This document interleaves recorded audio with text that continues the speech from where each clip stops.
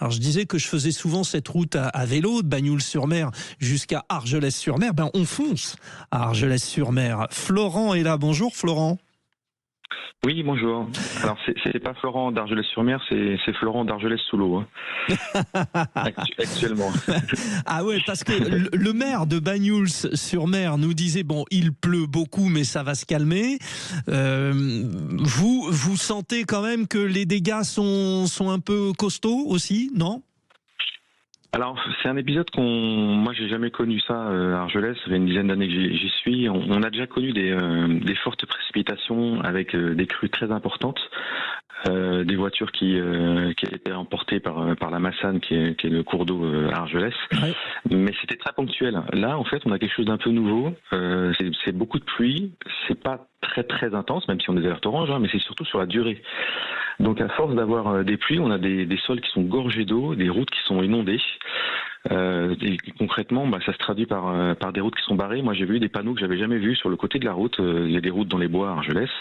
Un petit panneau que je connaissais pas, et d'un coup je l'ai vu, ils l'ont mis perpendiculaire, et c'est route barrée pour cause d'inondation. C'est la première fois que je le vois.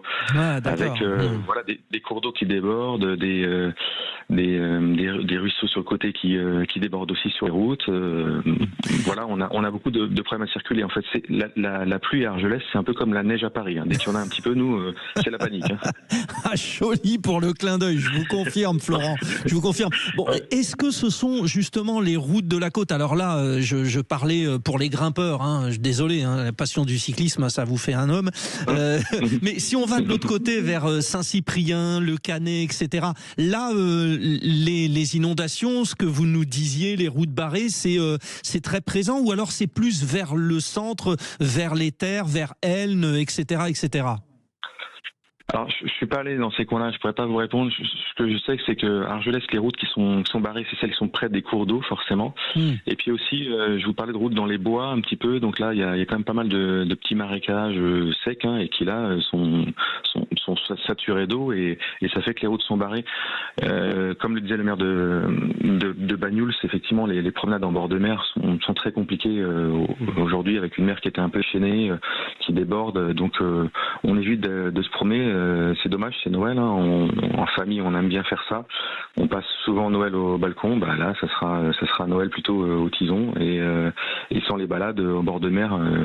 Pour des questions de sécurité, comme l'expliquait Monsieur Solé de Bagnoul. De Bagnoul. Depuis ce matin, vous êtes assez nombreux à intervenir sur l'antenne de Sud Radio pour nous faire part de la situation. Ce qu'on ressent, Florent, vous, à Argelès-sur-Mer, est-ce que vous le confirmez, c'est que quand même, cette pluie, même s'il y a des dégâts, qu'est-ce qu'elle est la bienvenue ? C'est clair, c'est vrai que nous on est traumatisés de la sécheresse dans les PO. Il y a 3 ans, il y a eu monté en situation d'ultra sécheresse. On vous en avait parlé avec les mesures qui étaient drastiques. Mais tout le monde, on met toujours des seaux sous la douche pour récupérer l'eau. Enfin, l'eau devenait une ressource très très précieuse. On s'en est vraiment rendu compte. On le savait déjà, mais vraiment lors de cet épisode de sécheresse. Et nous, ici, on est très contents finalement d'avoir de la pluie. Alors évidemment, là, il y a des désagréments, mais comme on l'a dit, ils sont pas majeurs. Les poubelles sont pas ramassées dans certains quartiers, par exemple. Bon, voilà, on va faire avec, parce qu'on est tellement content d'avoir de l'eau, d'avoir les nappes phréatiques qui sont remplies à nouveau. C'est bon pour nous, c'est bon pour les agriculteurs, c'est bon aussi pour les touristes cet été. Moi, j'ai une pharmacie. Je suis pharmacien à Argelès-sur-Mer. Ma pharmacie, elle s'appelle la pharmacie du Soleil. En ce moment, elle porte assez mal son nom. Je connais.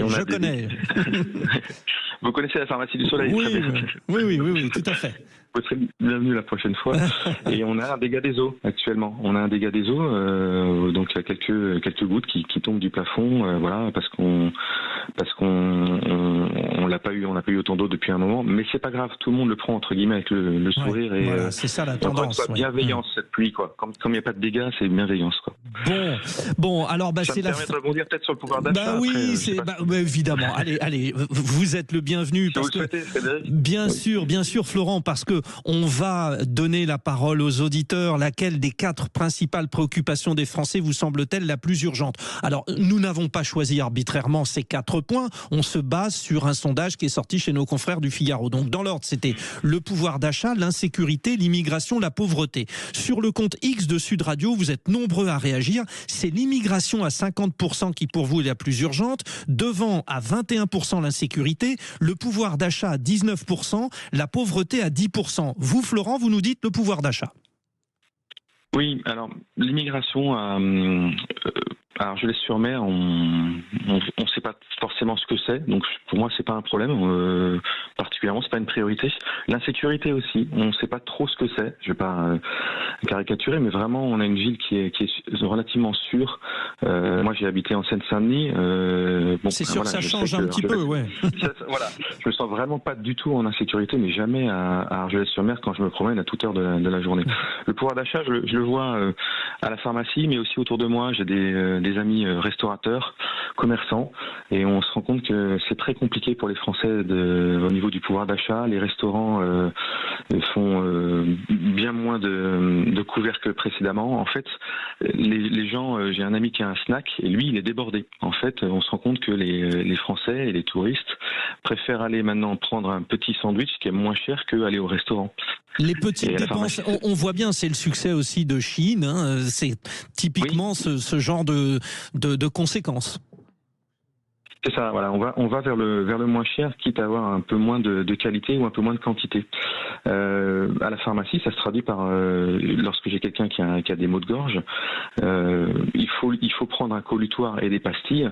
La plupart, c'est ce qui est nécessaire pour traiter une angine virale. Par contre, aujourd'hui, les gens vont prendre que l'un ou l'autre. Et peut-être parce que ce n'est pas remboursé par la sécurité sociale. Ouais. Tout à fait, tout à fait. Et donc, quand c'est viral, c'est pas remboursé. Quand c'est bactérien, on peut faire un test et prescrire un antibiotique. Donc là, ça sera pris en charge à 100%. Mais dans ce cas-là, où quand c'est pas pris en charge, on se rend compte que les gens finalement ne prennent plus qu'un des deux produits, quitte à ce qu'ils aient mal un peu plus longtemps. Et voilà. Et ça, c'est dommage. Je trouve que c'est pour ça que ça devrait être une priorité au niveau des Français, le pouvoir d'achat. Maintenant, les 4 sont importants. Vous me parlez de la pauvreté, évidemment. Comment ne pas dire que la priorité, c'est pas une priorité. Alors, d'ailleurs, le terme de précarité est associé à pauvreté dans le fameux sondage. Alors, vous savez ce qu'on va faire, Florent? Je vais vous laisser le micro parce que vous êtes intervenant sur nos 3 gros sujets, c'est-à-dire la météo dans les Pyrénées-Orientales, la grippe, parce que vous pouvez aussi, vous êtes pharmacien, et donc cette question, laquelle de ces 4 principales préoccupations des Français vous semble-t-elle la plus urgente? Merci, cher Florent. Allez, prenez-la. Merci et plein de bonnes choses dans ce si beau Argelès-sur-Mer qui me rappelle mes amours de jeunesse. Voilà. Au plaisir de vous recevoir. Avec grand plaisir. Bonne journée. 0826 300 300. Aude vous accueille. Écoutez, c'est hommage aux Pyrénées-Orientales puisqu'on va à Perpignan. C'est Simon. Bonjour. Bonjour Frédéric. C'est spécial 66 aujourd'hui. Hein. À peu près, oui, mais il y a des raisons quand même. Oui, il y a des raisons, c'est normal. Bon, alors vous, pouvoir d'achat, insécurité, immigration ou la pauvreté, c'est quoi le plus urgent ?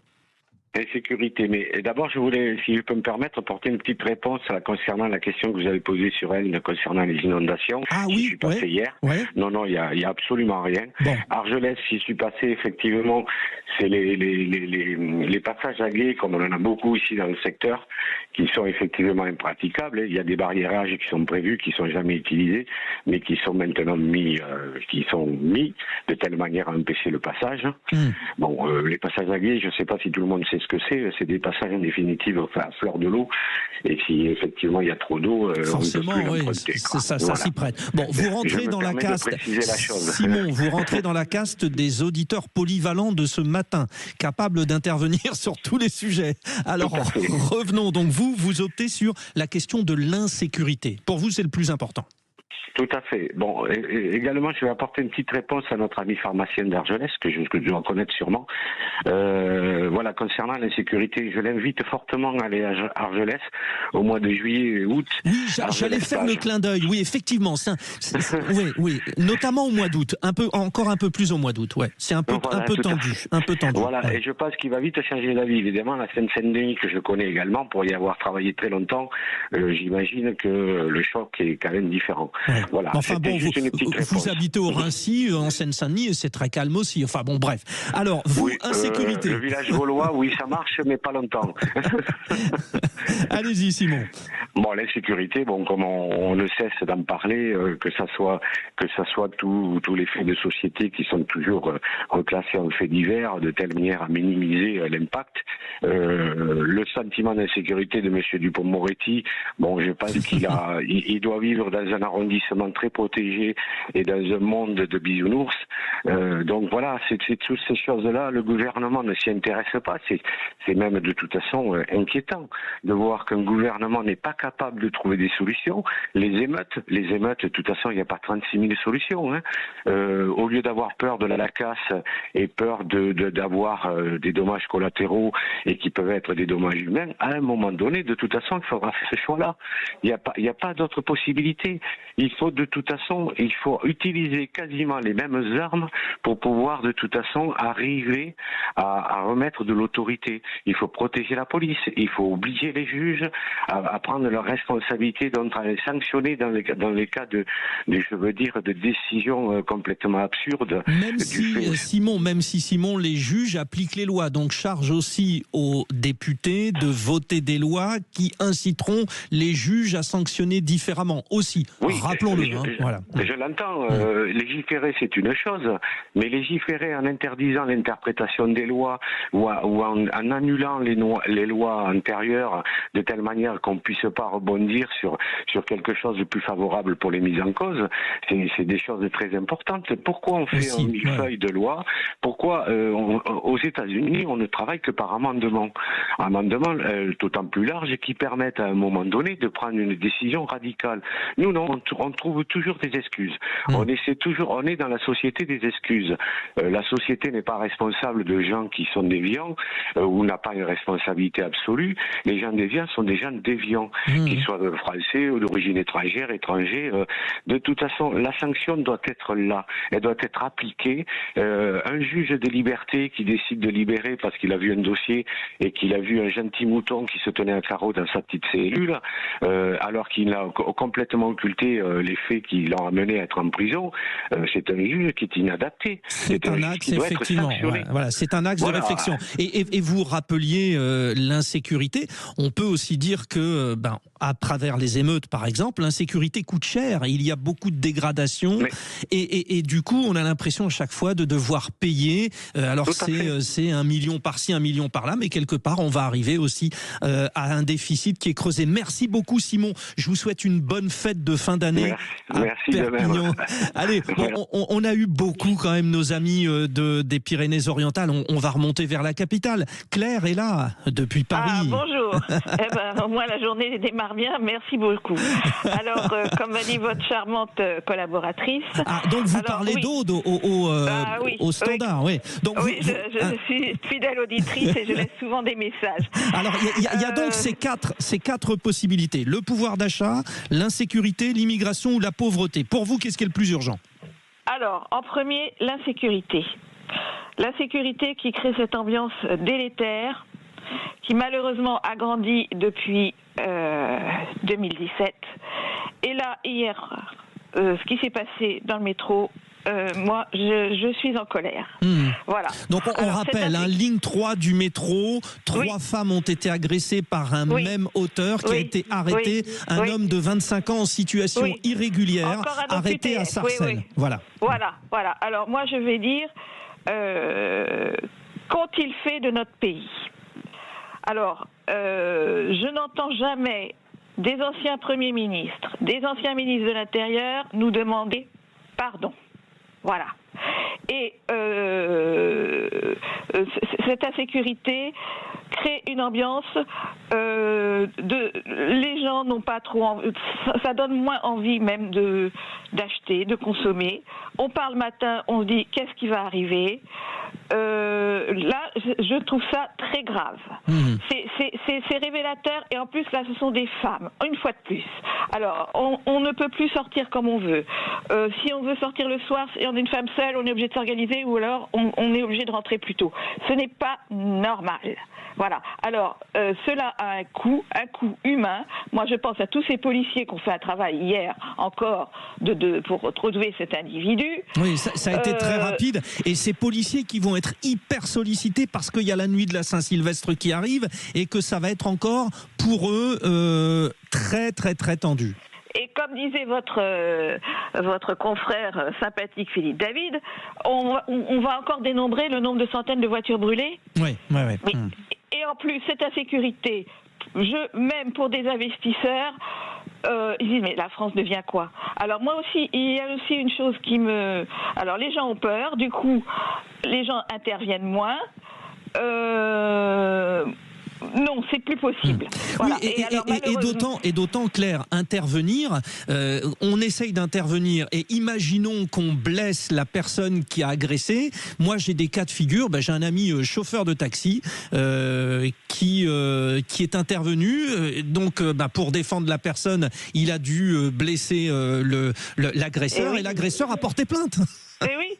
Alors moi, ce que je propose, mais ça va peut-être pas être possible, malheureusement, des manifestations pacifiques, des rassemblements pacifiques devant ou les préfectures ou les mairies. Voilà, et je voudrais que les Français ouvrent les yeux. Et moi, je dis toujours, qu'ont-ils fait de notre pays? Voilà, la France est un pays merveilleux, il y a tout pour réussir. Et là, par une minorité de gens qu'on n'a pas accueillis, et qui embêtent le quotidien de la France, qui bouge, qui travaille, qui se démène. Vous en parlez assez des petits artisans, des commerçants, ils n'en peuvent plus les commerçants, des médecins, des professeurs. Mais comment redresser tout ça? Et là, je pense malheureusement, les gens vont réagir au municipal. Là, c'est pas possible. Ça va être effectivement un premier grand test. Merci Claire, vous nous appeliez de Paris dans un contexte particulier après l'agression d'hier dans le métro et votre témoignage était donc très important. Merci d'avoir été nombreux à réagir sur le compte X de Sud Radio au 0826 300 300 et on espère bien sûr qu'en 2026 on ait 4 autres préoccupations, peut-être un peu plus comme l'enseignement, l'emploi, ça serait tellement bien. Bon, on a gagné des places.